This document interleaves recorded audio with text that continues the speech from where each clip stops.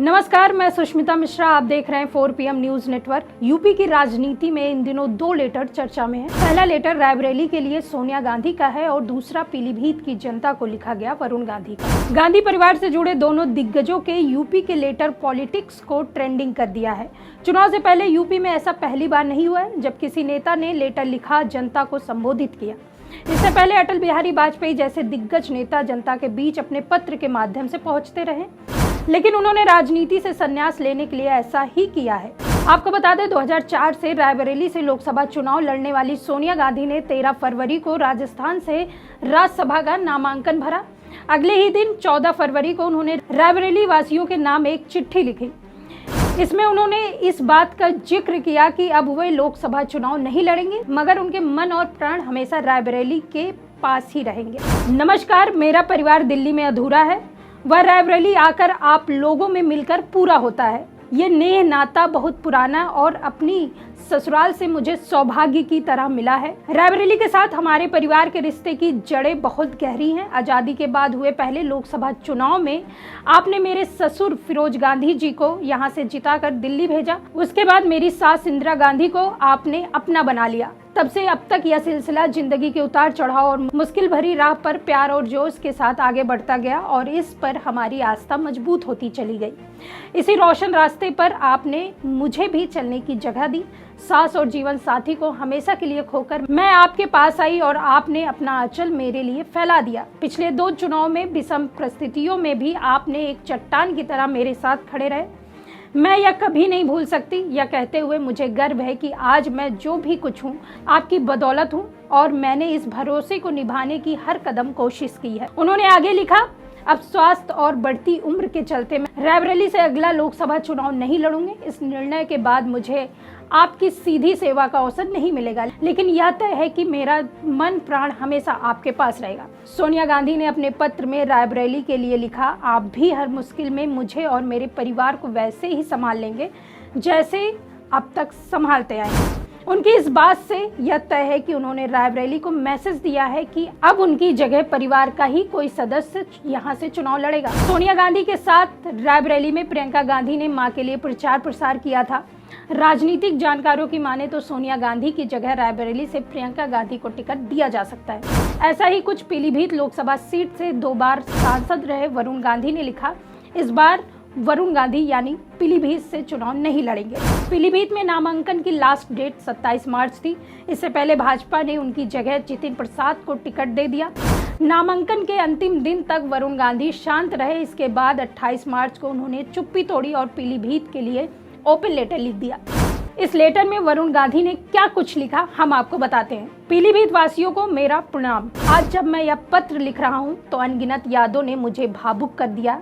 मुझे वो 3 साल का छोटा सा बच्चा याद आ रहा है जो अपनी माँ की उंगली पकड़कर सन 1983 में पहली बार पीलीभीत आया था। उसे कहाँ पता था कि एक दिन यह धरती उसकी कर्म भूमि और यहाँ के लोग उसका परिवार बन जाएंगे। मैं खुद को सौभाग्यशाली मानता हूँ कि मुझे वर्षों पीलीभीत की महान जनता की सेवा करने का मौका मिला।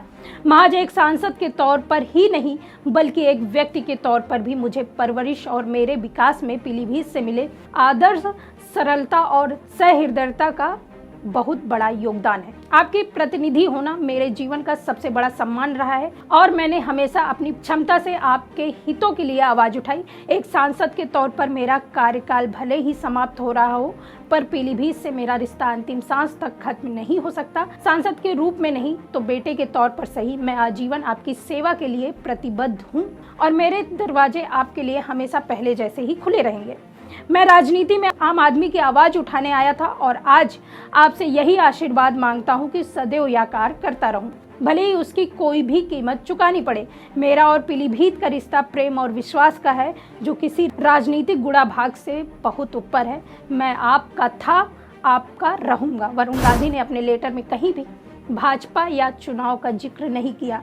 यही नहीं, वह पीलीभीत से भाजपा प्रत्याशी के नामांकन में भी शामिल नहीं हुए। हालांकि उनकी मां मेनका गांधी को सुल्तानपुर लोकसभा सीट से भाजपा ने टिकट दी है। वरुण गांधी ने इस लेटर के जरिए पार्टी को यह संदेश देने की कोशिश की कि वह अभी भी किसी जिम्मेदारी का इंतजार कर रहे हैं। वरुण गांधी ने अपने लेटर में कहा, मैं राजनीति में आम आदमी की आवाज़ उठाने आया था, यह करता रहूँगा, भले ही उसकी कोई भी कीमत चुकानी पड़े। जानकारों की माने तो उनका ऐसा कहना साफ तौर पर यह दिखाता है कि उनके पुराने अंदाज में सिस्टम और सरकार से सवाल उठाते रहेंगे जैसे पहले करते आए। पीलीभीत से सांसद वरुण गांधी ने बीजेपी से टिकट कटने के बाद एक भावुक कर देने वाली चिट्ठी लिखी थी। इस चिट्ठी के बाद अब तमाम सवाल फिर से उठने लगे।